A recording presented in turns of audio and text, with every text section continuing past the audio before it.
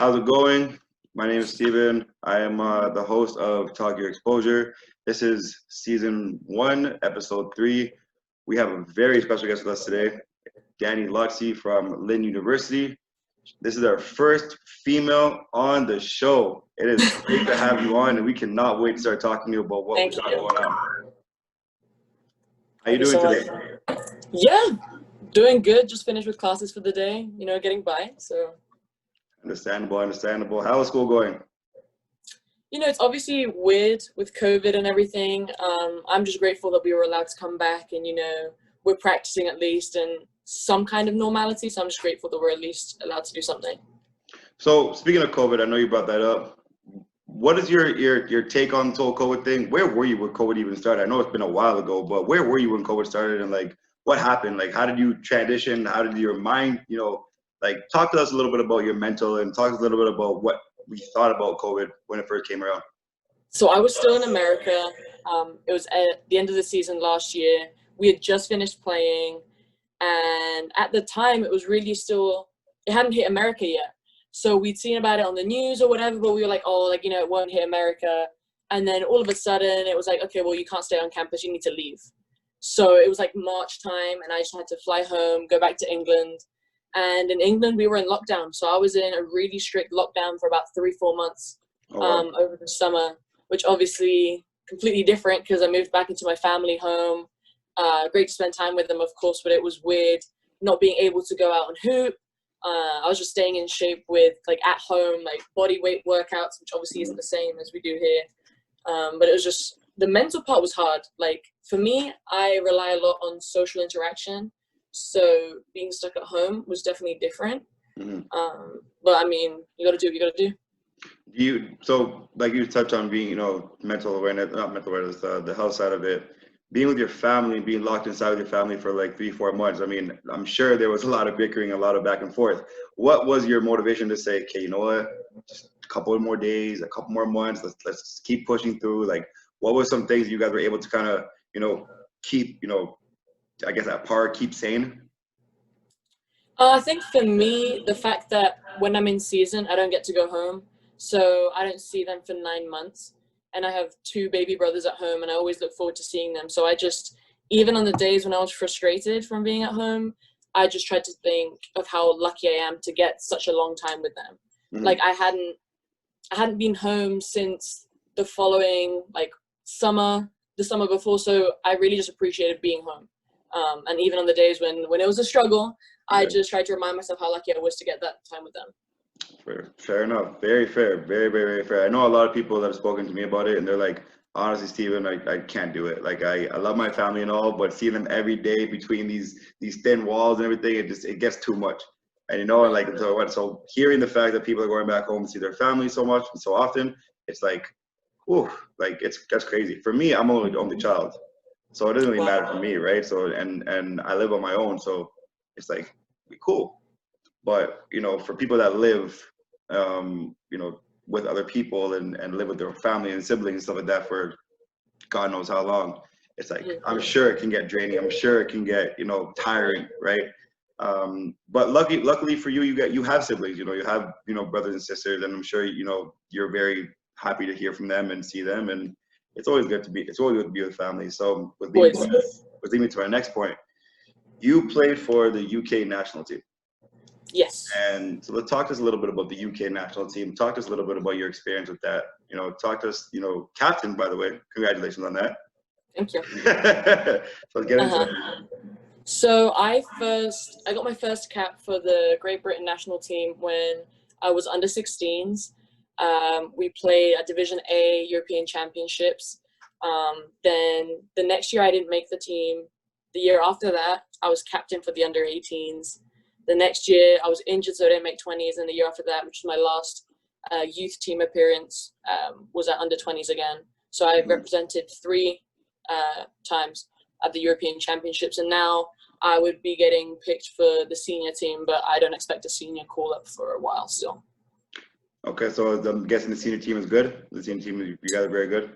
Yeah, we just missed out on the Olympics, I'm pretty sure. There was the Olympic qualifiers, which they just narrowly missed out on. but we're definitely getting a lot better. The biggest issue in basketball in England is funding. Like basketball, like over here, you know, basketball is one of the most popular sports, and it's, you know, Team USA and all of that. Yeah. But in England, we're really, really struggling with funding. Like everything that we've accomplished, like as a nation in terms of basketball, has just been from players really caring about the game.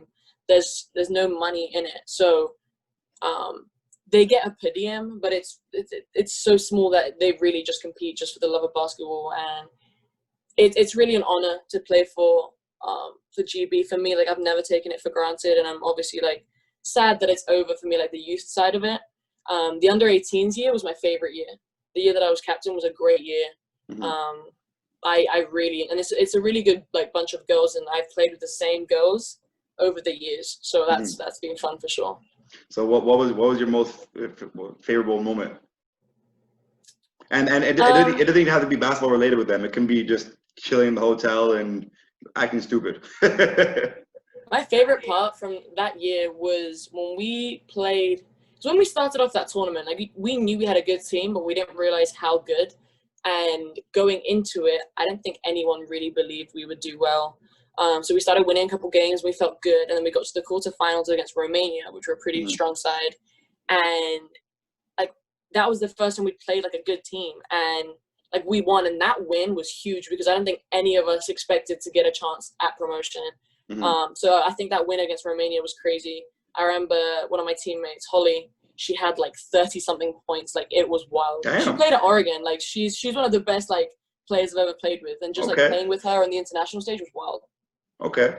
So I'm guessing you learned from her. Like, what are some things you learned from her and took from her that you were able to kind of bring it to your own game and bring it to your own, you know, just I guess work ethic? I mean, the thing with Holly is, so she's a great scorer, but she's also such a great defender. And I think it's so rare to find a player that has both ends down. And just her scoring mentality, because as more of a defender myself, I don't have that scoring mentality. So just seeing how confident she is on offense, like I would just love to be like that, you know, and just like knowing like what's in your bag and like what you can do. That's something that I'm still working on every day. Saying you're trying to get in your Gucci bag. That's what I'm saying. That's where I'm trying to get at. Yeah. I hear that. Hey, listen, defense is a lost art of today, man. I don't feel like many people really take pride in playing defense, and so the fact that you're able to say, hey, you know, you take a lot of pride in that. Yes. Hey, that's without your defense, Holly doesn't score her offense. So that's what I've been telling myself too. Yeah. So you transitioned from the national team. You had fun over there. You did well over there. One thing, did you guys actually get to play Team USA by any chance, or was it that big? So the biggest team that we played was my under-16s year. We played against Spain. In one of the friendlies, we also played against France. And we nearly beat France actually in a friendly. That was pretty wild. But I'd say the most notorious team that I played against was Spain. And that was a big step up for us. That was a wake-up call, yeah. Typically, Spain has a pretty good basketball players anyways. I know from the men's side and, you know, women's side as well. Spain is like, it's literally almost like the United States in terms of, you know, it's basketball. I guess they call it football there. But football and basketball. So when did you, like, how did you get recruited by, first of all, should ask is, how were you able to get recruited by United States teams, and when did you first step foot on United States soil? So coming out of England, it's hard to get recruited anyway, especially back when I was trying to get recruited. So that was what, like 4 years ago? Because now there's a couple companies that are out there that help you get recruited and like help get you exposure. But at the time, I didn't have that. So I actually only had 2 visits, had 2 offers, and they were both through connections that I had. So my coach at the time in England was friends with the coach at Vermont. So they spoke and they set up a visit for me. And then another connect that I had got me in touch with Auburn. So my 2 visits were at Vermont and Auburn. You said Oregon? Sorry, Oregon? No, Auburn. Auburn. Okay. My accent, yeah. No, it's all good. It's all good. But the first time I stepped foot in America was on my visits. So that must have been like, what, 4 years ago, I think, for a week or so, yeah. So when you got there, what was like, did your eyes open up? Were you like looking around saying, oh my God, this is crazy? Or was it one of those like, whatever, no big deal? No, it definitely was crazy because, like I said, basketball in England is just nowhere near to the level that it is over here. And the fact that a university has these kinds of facilities, it was shocking to me. And I went on my visit to Vermont first. So even at Vermont, I was like, wow, this is amazing. And then when I went to Auburn, like I didn't think it could get better than Vermont. And then I saw Auburn, I was like, oh my goodness. Yeah. Like even to get into the locker room, it was like fingerprint scan or like retina scans. I felt like I was in a movie. Like that was crazy to me. Like the facilities at Auburn are beautiful. So it was definitely like eye-opening. Because the only concept I had of America was what I'd seen in movies. Mm-hmm. Like that's the only thing I'd known. So Yeah. just to actually see it with my own eyes was crazy for sure. So I went on a Division I visit when I was in Florida. I played at a junior college called Polk State College, Division I. We went to USF on a field trip, right? And when I was there, my eyes just like, what the hell is going on here? Like, this is the Division I lifestyle. It's literally almost the next thing of NBA. Oh yeah. And I'm looking around and I'm seeing their farmhouse, not farmhouse, their field house. Sorry, their field house. And they have like 4 NBA-sized courts, and I'm just looking at them like, this is ridiculous. Like this looks like lavish. Mm-hmm. And so, lucky enough, we were able to go watch them practice as well. And they had like 5 coaches on one side, they had like 5 coaches on the other side. They had like kid coaches, they had like managers, and I'm like, this is heaven. This is literally heaven to be able to watch this and to be able to like be a part of it as well. So I can only imagine what you were like, you know, when you're going there, and especially coming from where you're coming from, you're probably looking and saying, yeah, this whoa. Yes, my head was spinning. I couldn't believe it. Did you get to watch any of the women's practices, you know? No, I can't remember what month I visited in, but it was postseason. So I joined in on a scrimmage, but I don't think I watched them practice. How did your scrimmage go? Yeah. It went pretty well. I mean, Vermont is a mid-major, and obviously Auburn's pretty high up. So, like I knew I was a little bit out of my depth, but it was cool just even getting to like work out with them, get a feel for it. It was cool for sure. So then it comes to signing day, and you have 2 different, I guess, offers from both of them. Yes. 2 offers from both. So what came down to the deciding factor of you know, I'm not going to announce that. You're going to announce that. But what came to the deciding factor of where you went to choose from? So I'm going to speak very candidly about this, but basically I had 2 offers, and I was very torn about the 2 because, you know, I figured I wasn't going to play at Auburn.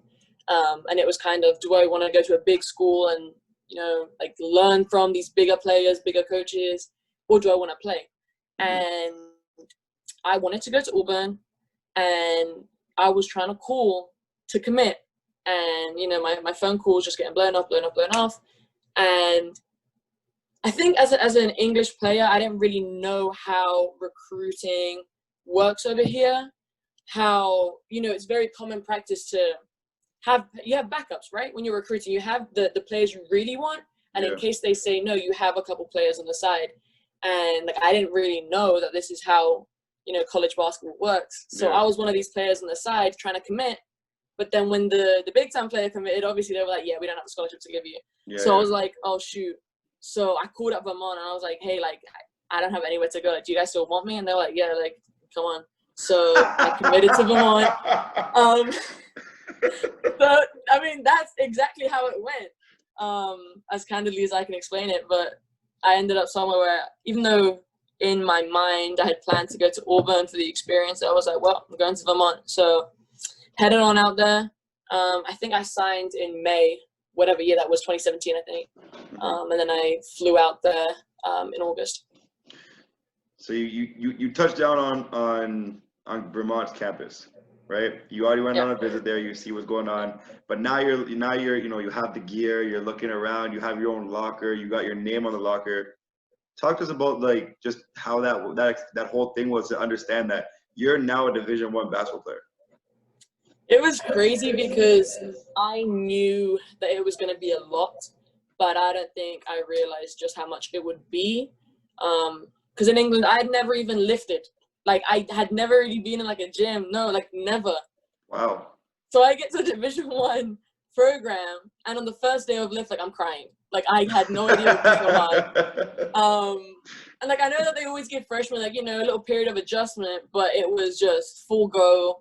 And like, I mean, I've played on the international level, you know, like I had experience under my belt. I've played with some great players. I played in like the pro league in England. Like, you know, I'm no scrub, but it was just the American style of basketball was just completely different. Like I said, you know, I'm a defensive player. That's, you know, the European style ball with facilitating and sharing the ball. I feel like in America, it's a lot more street ball, a lot more one-on-one, like what moves you have, breaking a player down, like that. It was not what I'm about at all. So I struggled with that a lot. Wait, and, like, sorry. Division 1 is a lot more street ball? Like, I feel like Division 1 and like American basketball in general compared to European ball is about one-on-one, breaking down your player. Can you score the ball? Like in Europe, it's about, you know, using pick and rolls, how you're moving the ball. A lot more like, you know how like the Spurs were running, like when they had like, that kind of basketball, right? I feel like America is a lot more focused on how many points you can score and if you can score the ball. If you can't score or you aren't going to score, there's not really a lot of space for you. That's what I've felt like it's been like for the most part. So for a player like myself, you know, that limits what kind of programs I'm going to fit into very well. Right. And obviously I didn't do my research into that beforehand, and I found out the hard way when I got there that there's not a lot of space for me. So even for me too, like I'm a shooter, right? So like the kind of player that I am, I like to come off screens. I need to run around. I need to wait in the corner for my shot, whatever the case is. You know, I'm a shooter, so I get that. That's how we play a lot down here as well. We play a lot of like movement, you know, pass without the ball, screen without the ball, you know, and people don't understand how lost of an art movement really is. So to hear that come from you, like come from your mouth, like someone that's playing American basketball right now, it's almost kind of refreshing to hear like there are people that have sense, you know, and it's so underrated. Like for me, like even like this year, I played everything from the 1 to the 4, and considering I'm undersized, like I'm only 5'9", I would set some great screens on the ball. And like when people would ask me, like, you know, how do you set such good screens? It's like, well, because I play the guard, I know what kind of screens I want. But it's just setting an efficient screen, get someone wide open. Like a lot of times people be like BSing the screen because they want to get open off it. And then you gotta, if you set that screen right, everyone's open. I love how passionate you are about it. I love how passionate about it. You have and I can no idea.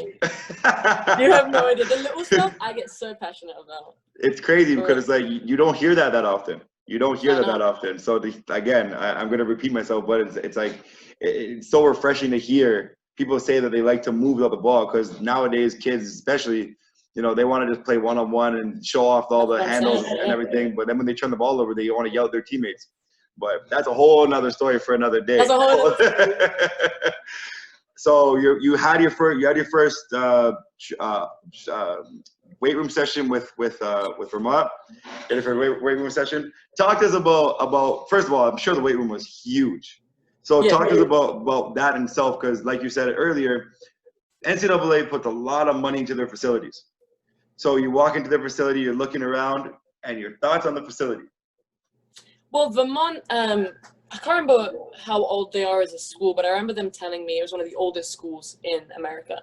Okay. The gym had 3 courts, and then obviously on game day the bleachers would come out, which I thought was pretty cool. But it was an older gym, like an older style school, but it was still big. Like even in the weight room, I can't remember how many racks, but I want to say something like when we would be benching, like as a team, there were like 8 racks.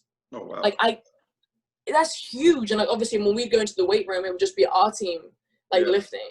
Yeah. So that was impressive for me. And like Vermont was a pretty big campus. Considering it's a mid-major, it was pretty big. Like I remember I used to have to take buses to get around like campus. Oh wow. Yeah. So wow, that was big. interesting. Yeah. So you up past 8 o'clock in the morning, so you got to take the buses. Yeah, and Vermont is cold, so if you don't make that bus, you're having to like walk in the snow. That was rough. Yeah, I can only imagine. So facility looking beautiful. Talk to us about your practices. I'm trying to think, because honestly, a lot of the stuff that happened at Vermont, like I just like have forgotten about already. Like it feels like it's a whole lifetime ago. Yeah. Like a lot of times people will ask me about Vermont. I'm like, I don't even remember going there. But practices were, even just the fact we went every day. Like I know this is what all colleges do, but all I played in England was like club level, I guess, kind of like AAU. Like I didn't play for like a high school team. That didn't exist. So it was like AAU type basketball. And I just practiced Tuesday and Thursday evenings. So now I come over here and it's every single day we went like 2-3 hours. Mhm. I just couldn't believe it, you know. Definitely like a big change for me. But the good thing was I loved the girls. Like I was really close with my teammates. They were really, being so far away from home for the first time, it really helped having them like have my back. Yeah. But yeah, practice was a lot. It was long. There wasn't a lot of like changeover time in between drills. It was just, and like if you got your head down in one of the first drills, like you'd have to try and snap out of it so quick, because like otherwise it would just snowball, you know. Mhm. And I know that in the beginning, like I really struggled with that. Was, you know, like I'd mess up a drill, and for the rest of the practice I'd be in my head, like I'd be really upset. And it's like learning to bounce back was, I think, the key Mhm. to like getting through those practices. Where were you on the depth chart? So at the time they didn't really know where to put me. I was kind of like a 1 and a 2, but I was like right at the bottom. Like, Mhm. so when we started playing games, I can't even remember how many minutes I played that year, but I was not playing. I was getting like a couple minutes a game, if that. Mhm. Like I would literally just go in for like the garbage minutes at the end of each game. So that also made practices really hard. You know, I think playing collegiate ball, it is hard to do when you're not playing. Like honestly, like now at Lynn, I play a lot of minutes, and it makes practice a lot easier, because when you know you're doing something and you get to see the rewards, it just helps you get through so much more. Like those practices at Vermont, like practicing every single day for 3 hours and knowing I'm not gonna play, like that was destroying. Like that Yeah. really like hurt me. And the thing is too, like going into Division 1, a lot of freshmen like know like, hey, I may not play this year, and they prepare themselves. But it's the, well, am I going to play over the years? Am I going to work my way up? And it was knowing that he was never going to play me, that just I lost my love for the game. And honestly, there was a point where I just wanted to just go home. Like I wasn't even thinking about transferring. And then eventually I got my release and decided to look for other schools. So what was like you just touched up on that a little bit. You know, you weren't playing that much, and obviously the coach wasn't really helping you. You know, make it any easier for you. How did you kind of, for lack of better words, get over it? Or what did you do, or what helped you say, you know what, it's not even about him anymore. It's about me right now. Like when did you learn to put yourself first in that situation? I think at a certain point, I mean, it helped that there were a couple people in my position on the team, and some of them were even seniors, you know, like one of the girls I would sit with on the bench, she was a senior, and I'm like, shoot, like, at least I'm a freshman. I can say, like, you know, I can transfer. She can't. Mhm. So honestly, she was a huge help, because the fact that she stayed positive and she was a senior, I was like, I have no room to complain. But it was just kind of realizing there is more to life than basketball. That's really when I realized it, because my depression really got bad like around that time, and like we'll talk about that later as well. But it was because basketball was at the center of like everything that I did. So when I did bad in basketball, it just like contaminated everything.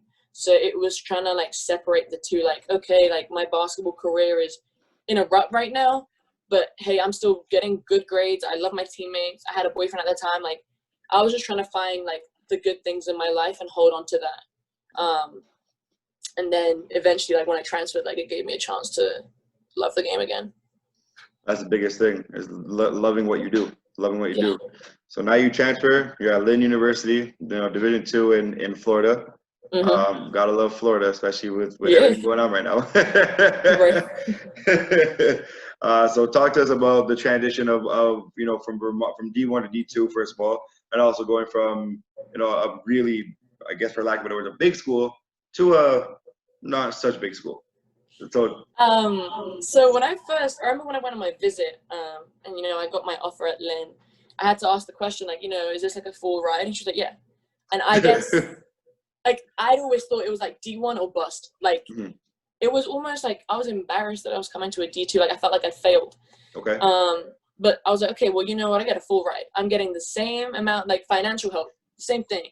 Yeah. And the biggest thing for me was, you know, we get 3 months to go home in the summer. For someone who's so family oriented, like 3 months at home with my younger siblings, like that was amazing. So, you know, I come to Lynn, and in the beginning it was it was difficult to adapt because of the way that I am. I'm a hothead. I'm very passionate about what I do. And, coming into the program, I guess I came in kind of strong. And so, like, I wasn't fitting in at first, and it took me a while to, like, get to the point where I am now. But, I have a great coach who we just clicked with immediately. And, like, from the very first moment we met, like, I knew that she was going to, like, look after me. And that's been the biggest thing, is, like, knowing that I finally had a coach who appreciated me and supported me. Like, that really helped. And, like, that whole year was like an adjustment year where it was about getting my confidence back and learning to love the game again. Like, and I had a pretty good year. Like, I was second in steals that year anyway, so it's not like I had, like, a bad year. But it was more of a mental year for me. Was, first of all, dealing with relationships on the team. Like I said, coming off strong, like, I learned a lot about communication and all of that. And in terms of, like, the basketball side, it was, like, getting back to the Dani that I was before Vermont. Like, I had completely lost that. Mhm. And, she's back now, so it worked out for me. Hey, I mean, obviously, because you're leading your conference in steals for a couple of years. You being a senior, you've averaged the most steals on your team. So that obviously that's what you've been your whole life. And you and I spoke last week. That's one thing you were telling me. You're saying, honestly, like, me being a defender, people trying to transform me into an offensive person and not understanding what my skill set was. I can't play with someone who doesn't know me. And and people don't understand how important coaching really is, because if you're not able to communicate and able to relate to your players, you can't coach them. It does, like people can coach LeBron James but can't coach Michael Jordan. You know what I mean? And that's the thing, is that people need to understand and learn how to, I don't want to say manage, because that sounds like bad, but for lack of better words right now, to manage their players and to understand who's talked to or who's good in what positions, and not even just on an X and O standpoint, just at a life standpoint as well. And, like, for me, like, I'm now starting to learn that as a coach, because when I first started coaching to where I am now, I'm literally watching myself coach when I was in 2017, and I'm yelling across the gym, and I'm like, what the hell, whatever case is. And now I'm just like, I still yell, but I try to tone it back a little bit, and understanding that certain people will take to yelling very, very, very well. Right. And some people will say, I can't deal with yelling. Don't yell at me. And I'm looking at you saying, what do you mean you don't take yelling? Like, me personally, I've always had coaches when I was growing up that yelled at me. So I thought that was the norm. So when you talk about that right now and say, like, hey, like coaching is so important. You had such a better year with the coach you have right now at Lynn. That is so good to hear, because like you said, the Vermont wasn't good for you. You went through a lot. And this brings me to our next point. Your coach obviously helped you overcome certain things, but the depression aspect and the mental health aspect, talk to us a little bit about how you were able to succeed the last 3 years. Well, I don't want to say you succeeded this year right now, but the last 2 years at Lynn, and then, with hopes to have another successful year this year. So I think I had always shied away from talking about my depression. When it happened to Vermont, it was kind of like, are you just butthurt that you're not playing, But it was just a lot deeper than that, and I never really spoke about it until, I came down here. And my head coach, she's also a psychology major. Mm-hmm. So, like, she was a lot more, like, responsive to it. And we had a sports psychologist on staff down here, and she was like, why don't you go speak to him? And eventually I transitioned into, like, now I see a counselor just within, like, Lynn, the counseling center, and I've been seeing her for the last 2 years. I've been on medication for the last 2 years, and it was just understanding that it's okay to not be okay. And rather than being embarrassed, it's just about something that I manage, and talking about it and handling it rather than bottling it up and pretending I'm fine when I'm not. And, there's always going to be a stigma. Always, we're talking about it, and it's even with, like, Kevin Love, and I think it was Kyrie Irving, like, speaking up about mental health. Like, we're obviously moving in the right direction, but the focus just isn't there yet. And a lot of people are still very, very secretive, or, like, they don't want to talk about it. They don't want to get the help that they need. Yeah. I don't know if it's a matter of seeing it as a weakness. I know that at a certain point I did feel like I was mentally weak, I was like, I can't handle this. I can't handle Division I basketball. Like, what? But, like, it's not even about that. So once I, sought the help that I needed, and it's been a process, like, even this summer was the first time I really worked on myself when I was in lockdown, because obviously I didn't have much to do. So I started journaling, and I started to really like tap into like fixing all of that, you know. It's just, it takes time. Like, it's not a quick fix. It takes time, and it's just something that I'm going to deal with for a long time, but it's about working with it, you know. And like, I'm fortunate enough to have a coach where she understands that. She works with me. You know, she understands like we all have our bad days, and that life is, there's much more to life than basketball, you know. And sometimes it's impossible. As much as you want to try to separate the two, sometimes like things happen in life that you just can't play today. And understanding that you might need a mental health day, I think that's not spoken about enough. And even to that point as well, like, we're going through a pandemic right now, and, you know, a lot of people in the South right now, like, they're, you know, COVID is ruining a lot of things and affecting people in a way that is just so negative and so hurtful, and you know, not really so much in Florida, but down here in Toronto, we're going through wintertime right now. So we're going through an all-time high of depression at the moment.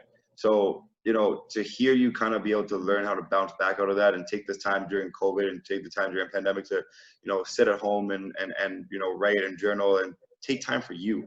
That is so important. And did that refresh your mind? Did that refresh you for this year? Did you feel like you were able to come back this year and feel better and about whatever it was that you were going through and however you were feeling at the time?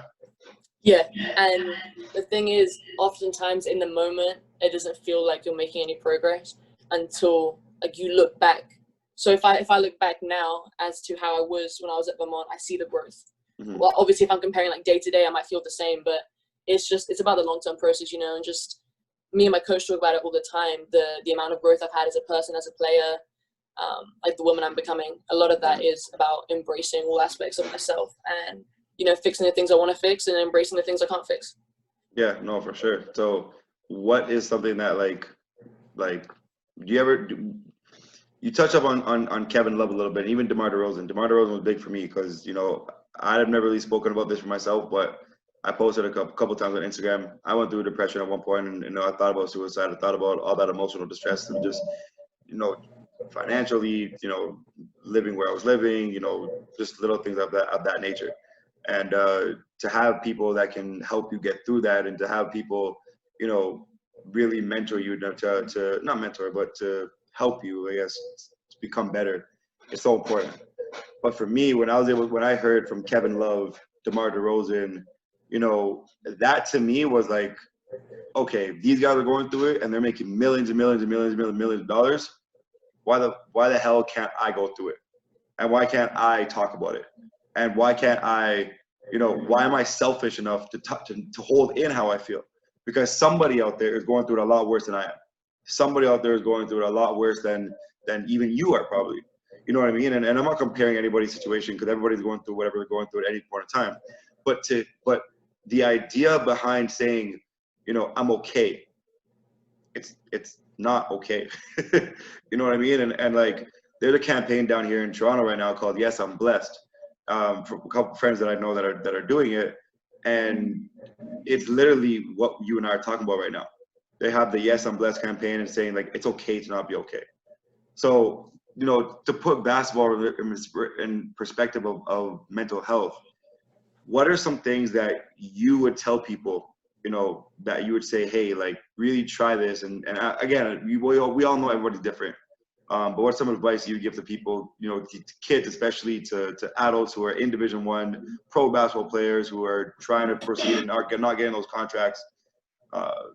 Yeah. I think the biggest thing is that oftentimes when you have a bad game or whatever it may be, I know that for myself, like I have a bad game and I thought I was a bad player, you know, and it's about separating the two. And for me, I'm a huge perfectionist in my life.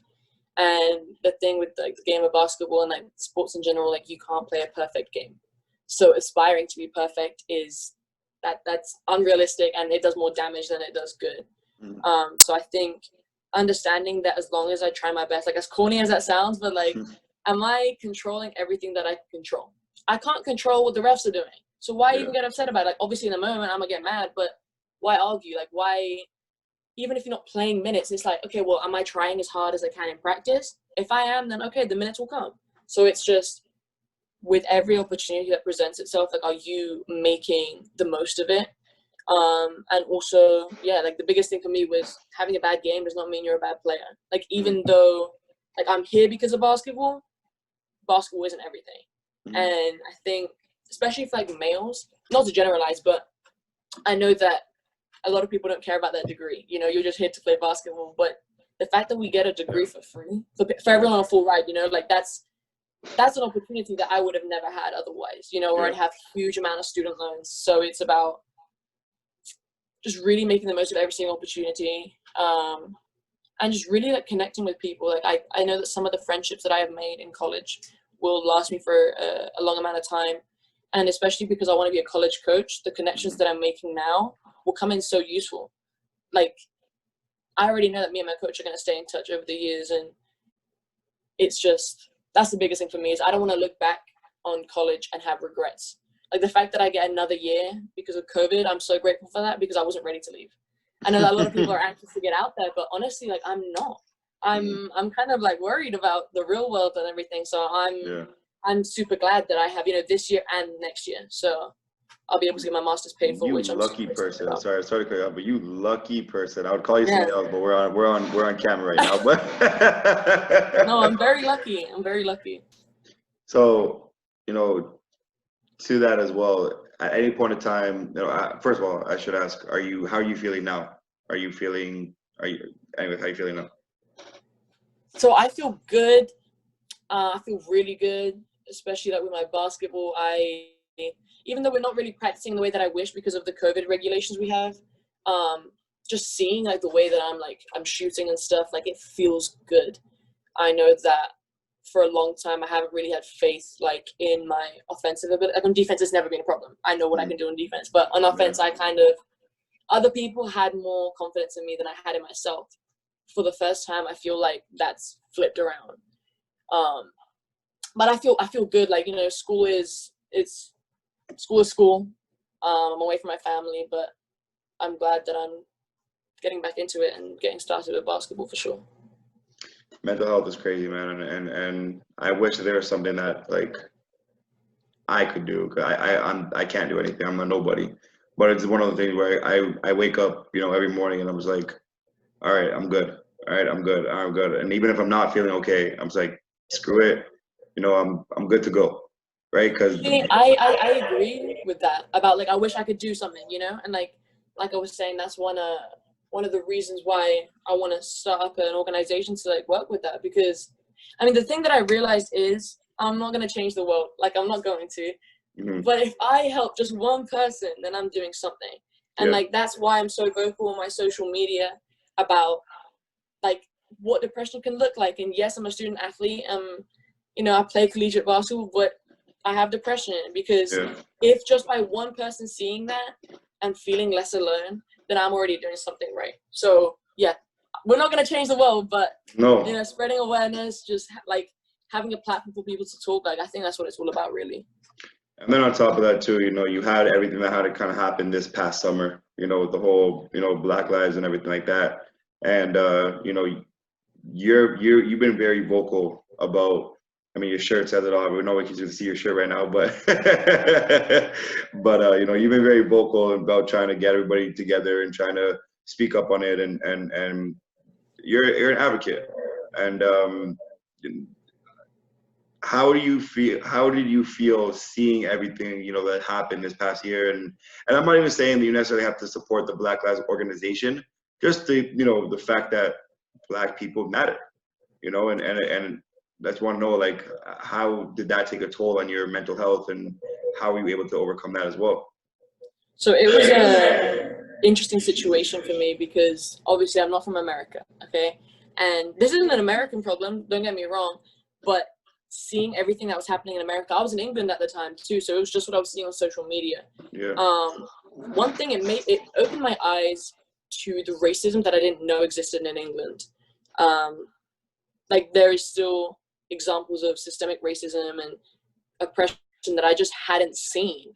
It's obviously on a different scale than in America, just because of the population numbers, but I think the biggest thing for me was I had to realize, like I said, like I'm not gonna be able to change anything. So it was just about, well, you know, like I made a to-do list. Like, what can I do? Was I signing every single petition that I saw? Yes. Was I reposting every single tweet or story that educated me? You know, was I recommending to people articles that I had read that helped me? And the biggest thing was having the difficult conversations at home. Mm-hmm. Because it's all well and good having an argument with some random person on Instagram, but are you having the difficult conversations at home? They're the ones that people shy away from, you know, like we see all the time. Are you calling out your friends that are racist? Are you calling out your friends that are homophobic? Like that's a lot of times people will let things slide when it's their friends. But I think we have like a moral obligation to call out our friends, because if we're not going to, then who is? Yeah. So for me, it was just doing what I can do. And sorry to clear up, but did you ever have any encounters with a friend that, like, you know, your friend would say all lives matters, you're like, no, stupid, like? Yes. Yes. Are you guys still friends? No. So for example, even like with after the election, I had to like unfollow some people, and it's not even anything personal. It's just I just don't align with what you stand for, and I just, like, you know, I'm a Hispanic bisexual woman, and you are not supporting things that support me. So it was just kind of like, I don't need you in my life. Like, and I would get caught up in arguing with people, you know, and a lot of my friends would be like, why are you arguing? Like, sometimes people just aren't going to ever hear you out. So I think for me, it was also realizing like when you can try and educate, and when you're just met with someone that's ignorant, that's not going to listen to you, and you just need to, you know, here's the information. If you want to read up on it, go ahead. But it was affecting my own peace of mind trying to communicate with some people. So wash your hands and move forward. Right. I tried. If you don't want to listen, then that's it. But exactly. So you are one of the leaders of your SAC, which is Student Athlete Council. Am I correct? I think it's like Student Athlete Advisory Committee, I think. Okay. So how were you able to what kind of awareness did you do with them? You know, what were you able to, you know, bring upon them, and how did you get everybody together, or did you get everybody together, you know, to kind of speak up on what's going on right now in the world and support it? So I joined SAC like at the end of last season, so I'm pretty new to it. But over the summer, I think like once a month or so, they set up a Zoom call where a bunch of us from different teams would come together and speak on like the current state of affairs, how we're feeling, you know, what we can do. So that really addressed like the Black Lives Matter and the protesting, and in the wake of George Floyd, we spoke about that a lot. And then when I came back, focus shifted on to addressing the election. And I remember speaking with so he's a member of staff, but he helped us, a guy called Baba. He works in our athletic department. I was speaking to him, and I was kind of like, you know, I can't vote. Like, well, what can I do? Because as we saw over the summer when, you know, Trump banned us for coming back in, like the policies affect me, but I can't do anything about it, you know? So, and speaking with him, it was kind of like, okay, well, I can't vote, but I can make sure that Americans vote. So me and a guy on the men's basketball team came together, and we ran like a voting initiative where we just really tried to spread the message to like get out and vote. I know that my whole team went and voted, everyone that was domestic. I'm pretty sure the men's team did as well. Like a lot of teams did. Just the notion that, because I spoke to a lot of people, and a lot of people were just telling me, you know, my vote doesn't matter. And as someone who can't vote, it was just frustrating to hear that. So, you know, we worked with people, and I mean, that's that. In terms of other stuff we're doing, I think we're going to do like a beach cleanup soon. I know that other teams, I think it was lacrosse, are doing like a walk for mental health. Each team sort of has like their own initiative that they can pick up on. But yeah, SAC, I'm really loving the SAC community right now, because obviously I'm new to it, but I like it. I have to admit, you know, when you and I spoke last week, and you said you were leading the SAC and to doing all that stuff and trying to talk about mental health and, you know, the Black Lives Matters and bringing people together, and even to hear you right now talk about you couldn't vote, so how can I help? It's I called you this last week. You're a leader. You're a leader by nature, and honestly, like, if people can't learn from you, they're going to feel you. And to be honest, like to hear the stuff that you've done, and you're young, you're 23, 24? 21. 20. Oh my God, even younger. Wow. So you're even younger than that. And, like to hear you doing this at such a young age, it's first of all, it's remarkable. Second of all, it's you have been very brave and been very, open about who you are. And I don't know if to even hear that you're open about your sexuality as well, that is huge. And, to talk a little bit about you being bisexual, how was it, it's never easy for people to come out the closet or to come out and say, hey, I don't like just men. I like, whatever it is, women as well. What gave you that courage? Some alcohol? No, I'm joking. For me, it was easy with my teammates because my team is so supportive. And I think like in this summer, I just felt like I just didn't want to hide it. I had told my mom and my stepdad, but I just didn't like hiding it, even though like it wasn't a huge deal to me, like because I was living authentically anyway over here, and like all my friends knew, but I knew like a lot of my friends in England didn't know, and it almost felt like I was like living a double life. So it was just, one day I said, I think it was at the end of Pride Month. So it was in the summer, it was during lockdown. At the end of Pride Month, I said, you know what, now's the time. I feel ready. And I just went on Twitter and I just tweeted it and I put it on all my social media platforms. Wow. Yeah. And that was just like how I went about it. And, a lot of people were like, well, why did you need to do that? Like, why? Well, I wanted to just get it off my chest. And it just felt like, it was out there and I didn't feel like I needed to hide it anymore. If people ask me, I'm like, yeah, I am. And like, that's all it is to it. So when you posted it on Twitter, was anybody other than the why you do that, was there any like, oh my God, was there any like hate remarks, was there any like, negative comments, things of that nature that can be very hurtful and add towards your depression? I didn't get any hate. It was I had a lot of people, a lot of like close friends were like, I can't believe you didn't tell me, which I was somewhat like confused with because it's not about you right now. Like, it was about me, and I obviously didn't feel comfortable enough to tell you directly. Yeah. So that was one thing, which I was kind of like, okay. It wasn't hate, but it was just a lot of people would make like, a lot of boys would make a lot of remarks that I just didn't appreciate. That's what men do. We're very, not the smartest. We're not the smartest. Explicit remarks, and it's like I feel like a lot of times I found that people have told me this too. Like I found that with a lot of bisexual girls and gay girls, a lot of guys think that they can turn them, and like having to actually experience that myself, I was like, my goodness, like. Yeah. So it was more like disbelief at some of the things people said. It was never really upsetting. I've been fortunate enough, like, I haven't had anyone say anything to me that was really upsetting because of my sexuality. So, no, that was okay for me. So for me, when I had a tough time growing up with the gay and lesbian and stuff like that. Not because of anything, not because I just didn't understand it. When I was younger and I'm seeing guys be with guys and girls be with girls, I'm just like, and I'm a Jewish man, so it's in the Torah for us to not be gay. So when I'm growing up and I'm hearing that, I'm just like, okay, this is why is this happening? Why can't a guy like a woman, or why can't a woman like a guy? But then as I started to get older, a lot older, more mature, I'm just like, oh, okay, I get it now. It's not how they were born. It's not, they weren't born.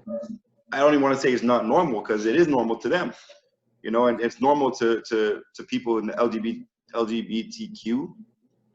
Yeah, there you go. Hey, I got it. It's normal to people in that community to like what you like, and for your sake, I'm sure you got it even worse, because you have these, arrogant knucklehead men who are trying to, change you, I guess you could say, and then you have these women who are like trying to change you as well, I guess, in a sense too. And it just kind of is like, I feel like it's tug of war. I had this conversation last week with a teammate, and we kind of spoke about it. And I was kind of the same growing up. I didn't understand it. Like where I was from in England, I didn't know a lot of gay people, and also the gay culture in England is very different to over here. Like over here, especially like in Florida, down here, like it's very okay to be gay, So I didn't really understand it either. And, you know, like my parents don't understand it. But the thing is, I don't think you need to understand it. You just need to accept it. So, like, I don't expect anyone to be like, okay, like, I get why you're bi. Like, no. I just need you to be like, okay, you're bi. Cool.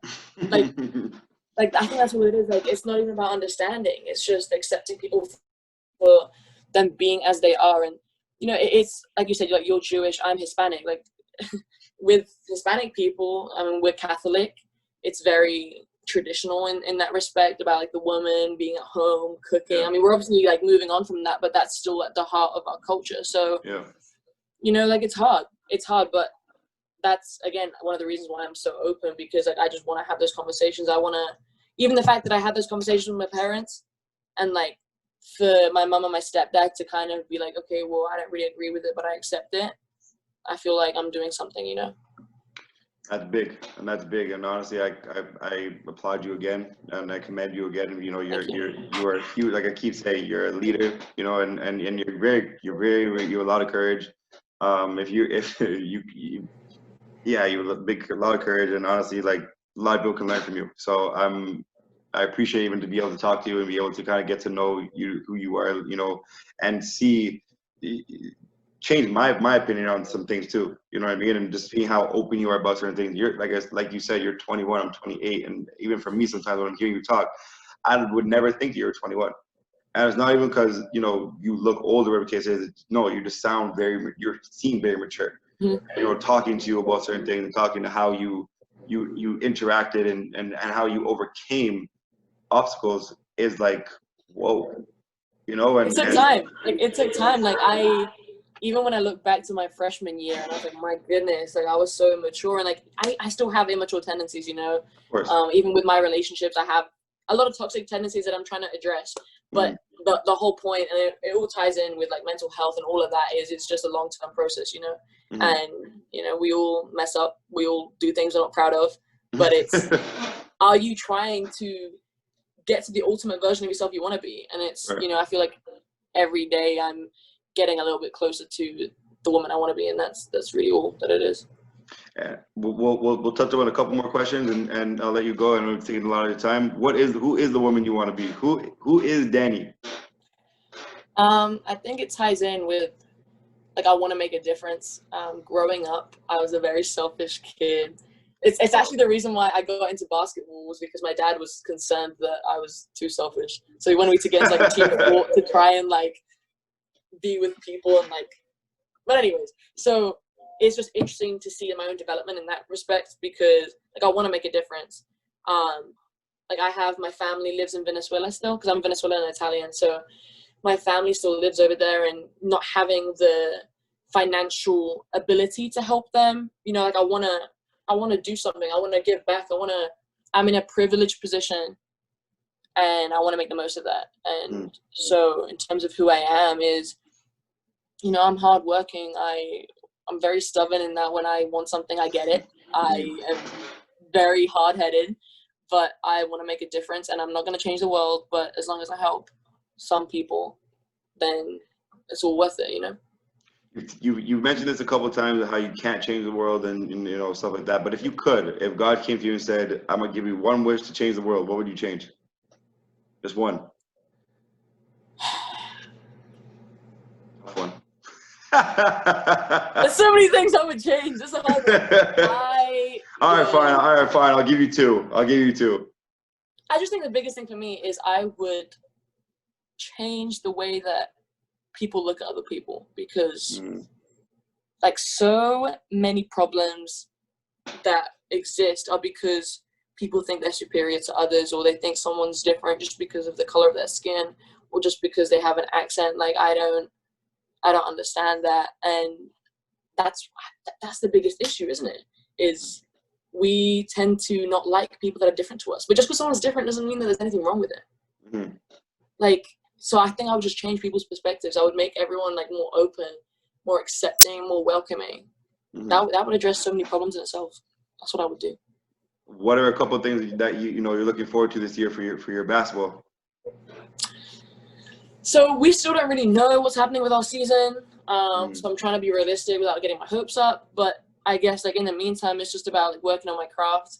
The goal is to play pro for a little bit when I'm done. So all of this is part of the journey to, being a pro. So just working on myself, working on team chemistry, because we have a lot of freshmen this year. We have 5 freshmen and 5 returners. So it's, putting everything together, academically just finishing strong, because I'll be getting my degree in May. So finishing strong. And yeah. What can we expect from Dani next season, or this season if there is one? What kind of bag are you gonna be holding on to? You got a Gucci, a Prada, Versace? What you got? So for me, I really want to hit the averaging double digits per game. I think for me, that's really what would set myself apart over the years. Because I think both years, sophomore and junior, I averaged 6.8, which isn't bad for a defensive player. But I really want to push myself offensively and hit that double digit mark, because I can do it. It's just a mental thing. How many steals you want to average this year? 3 per game. That's average for you though. I think let's go to 4. I should push it. Let's go 4. Let's go to 4. I think this year you can win your conference defensive player of the year. I would love to. That really would be testament to everything that I work for. I would love to. I'm gonna make that my goal. All right, Defensive player of the year. That's a goal. You guys heard it here first on Talk Your Exposure. That's my goal. Hey, thank you so much for giving me your time. What are some of your social media handles that we can hit you up on? Oh, well, they're all pretty much the same, but it's just at Dani Lozzi. I mean, I guess we'll write it down somewhere, but it's pretty much all the same. I use Twitter a lot. I love my Instagram. I'm always on there, so all of that. All right. If you guys have any other questions for her, hit her up. Please do. This is Steven, Talk Your Exposure, episode 3, season 1. Very special guest. Thank you very much for coming on the show today. Welcome. We'll look forward to seeing you in your adventures with basketball, and looking forward to seeing you down the line.